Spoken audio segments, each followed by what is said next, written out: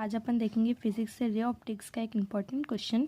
तो हमारा क्वेश्चन है explain spherical refractive surface formula for concave. तो इसमें अपन लेंगे एक स्फेरिकल कॉन्केव लेंस और इसी क्वेश्चन को अपन कैसे भी लिख के दे सकता है कि prove that mu minus 1/r is equal to mu upon v minus 1/u। ये जो इक्वेशन है ये दोनों के लिए वेरी करती है, कॉन्केव लेंस के लिए भी, कॉन्वेक्स लेंस के लिए भी। बट अभी अपन को क्वेश्चन में बोला है कॉन्केव के लिए प्रूव करना है, तो अपन कॉन्केव के लिए प्रूव करते हैं। डायग्राम देखते हैं। तो इसके डायग्राम में हमने एक रेयरर लिया है, एक डेंसर लिया है। ये हमारा रेयरर, ये हमारा डेंसर। और अब हमने इसका रिफ्रैक्टिव इंडेक्स क्या मान लिया, म्यू। उसके बाद अब अपन ने एक स्फेरिकल कॉन्केव सरफेस लिया है। हमारा कॉन्केव लेंस कैसा होता है, ऐसा। अब हमने इसको स्फेरिकल लिया है तो इतना इतना हम लेंगे, तो हमने ये ले लिया। उसके बाद अब ये हमारी प्रिंसिपल एक्सिस, ये हमारा पोल, एक प्रिंसिपल एक्सिस पे पॉइंट साइज इमेज रखा है हमने ओ। अब हमने इसकी रे पास कराई तो इसका एंगल इतना कम था कि ये डेंसर में जाने की बजाय हमारे रेयरर में रिफ्रैक्ट हो गई। तो यहाँ से ये गई और ये इतनी रिफ्रैक्ट हो गई और हमारी जो फाइनल बनने वाली इमेज थी वो कुछ यहाँ पे बनी। तो ये हमारा पॉइंट ऑब्जेक्ट ओ, ये सी पी हमारे सेंटर ऑफ कर्वेचर, क्या रेडियस ऑफ कर्वेचर, सी है हमारा सेंटर ऑफ कर्वेचर, ओ है हमारा ऑब्जेक्ट और आई है हमारी बनने वाली फाइनल इमेज। अब हमने क्या करा, ये हमारी यहाँ से गई तो इतना तो हमारा हो गया था एंगल आई, इंसिडेंट एंगल। अब ये इतनी रिफ्लेक्ट हो गई, यहीं पे रिफ्लेक्ट हो गई तो यहीं पे इसका एंगल आर बना। अब हमने इनको लेट कर लिया, इसको एंगल अल्फ़ा मान लिया, इसको एंगल बीटा मान, इसको एंगल बीटा और इसको एंगल थीटा। ये हमने लेट कर लिया। और हमारा यहाँ पे नॉर्मल क्या है, सी और डी, ये हमारी नॉर्मल है। अब अपन देखते हैं इसकी थ्योरी देखते हैं। तो इसकी थ्योरी में क्या लिखा है, consider M P N B a concave spherical surface. ये एम पी एन, ये हमने कॉन्केव लेंस का एक स्फेरिकल सरफेस ले लिया। उसके बाद सी इज सेंटर ऑफ कर्वेचर, ये सी हमारा सेंटर ऑफ कर्वेचर है। पी सी हमारी रेडियस ऑफ कर्वेचर, ओ जो है ये हमारा पॉइंट साइज ऑब्जेक्ट है हमारी प्रिंसिपल एक्सिस पे। The image virtual formed at I, और ये हमारी जो फाइनल इमेज है वो हमारी आई पे बन रही है।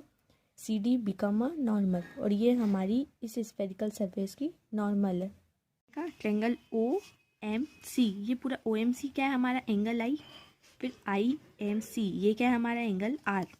Triangle O M C angle I M C triangle I M C angle क्या है आर। और फिर अब हमने लेट करा M O C, M I C, M C P. Triangle M O C ये क्या हमारा अल्फा, एम आई सी ये बीटा, एम सी पी ये हमारा थीटा है। M O C, M I C और M C P, alpha beta theta. अब हमने क्या लगा दिया, बाय स्नेल्स लॉ। तो स्नेल्स लॉ क्या होता है, mu equals to sine I upon में साइन आर। तो ये हमने लगाया, हमने बता दिया। हम ट्रेंगल में देखेंगे एंगल ओ एम सी और एंगल आई एम सी। देखते हैं तो आगे क्या लिखा है, if sine I and sine R become a very zero. अब हमने क्या मान लिया कि साइन आई और जो साइन आर है उनका एंगल बहुत ज़्यादा ही कम है। तो हमारा sine I equals to I हो गया, sine R equal to R हो गया। तो अब हम इन दोनों की वैल्यू रख देंगे हमारे स्नेल्स लॉ में। तो mu equals to sine I sine R होता है। अब साइन आई और साइन आर बहुत छोटा है तो आई और आर, अब हमने इसको इक्वेलेट कर लिया तो आई इक्वल्स टू म्यू आर, इसको हमने इक्वेशन 1 नाम दे दिया। अब हम देखेंगे ट्रेंगल ओ एम सी और ट्रेंगल एम आई सी।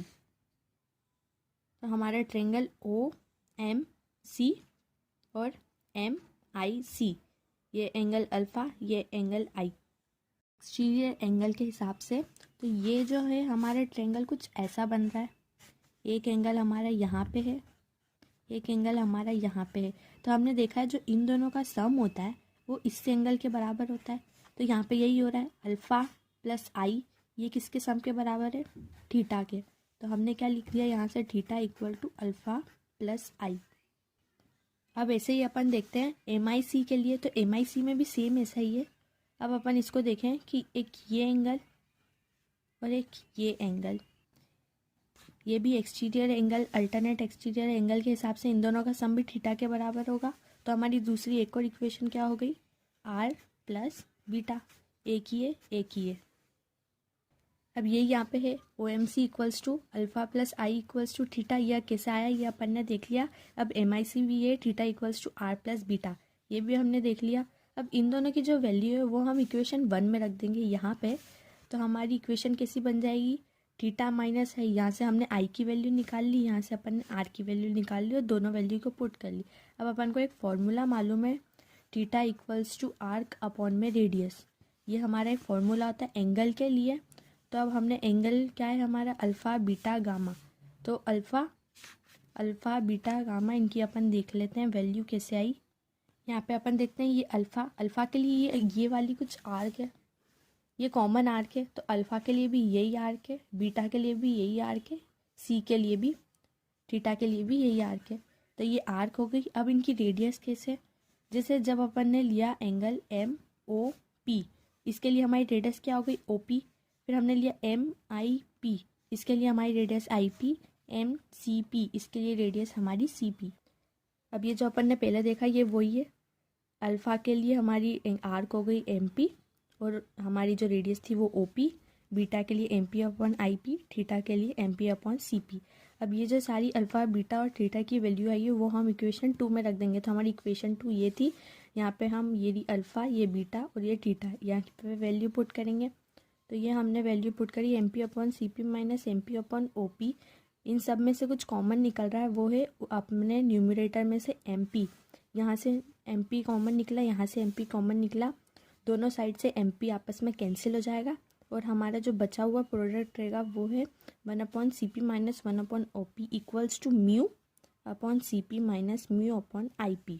अब हम यूज़ करेंगे साइन कन्वेंशन, किसके लिए हमने क्या लिया है, concave lens, spherical concave lens के लिए हम साइन कन्वेंशन देखें तो उसमें क्या रहता है, कॉन्केव लेंस में हमारी जो रेडियस ऑफ कर्वेचर है वो नेगेटिव रहती है, जो ऑब्जेक्ट डिस्टेंस रहता है वो भी हम नेगेटिव लेते हैं। इस डायग्राम में से अपन वैल्यू देख लेते हैं सबकी। तो अपन पहले u की वैल्यू देखते हैं। तो u की वैल्यू, u क्या होता है हमारा ऑब्जेक्ट से डिस्टेंस, तो ये OP क्या हो जाएगा हमारा u। अब ये क्या है IP क्या हो जाएगा हमारा v, और ये CP क्या हो जाएगी हमारी रेडियस ऑफ कर्वेचर। अब जो हमारी इक्वेशन 3 थी उसमें हमने सबकी वैल्यू पुट कर दी OP, CP और IP की, तो ये हमारी फाइनल रिजल्ट आया। साइन कन्वेंशन यूज़ कर दिया तो सारे नेगेटिव होते हैं कॉन्केव के लिए, तो यहाँ पे क्या हो गया, ये माइनस माइनस मिलके प्लस हो गया, यहाँ पे भी माइनस माइनस मिलके प्लस हो गया। अब जैसे कभी अपन को लिखा हो -2 + 1 तो उसको अपन 1 - 2 लिख सकते हैं, जैसे ही हमने यहाँ पे करा है, जैसे 1 अपॉन में -r प्लस 1 अपॉन में u था तो उसको हमने लिख दिया 1 अपॉन में u माइनस 1 अपॉन r।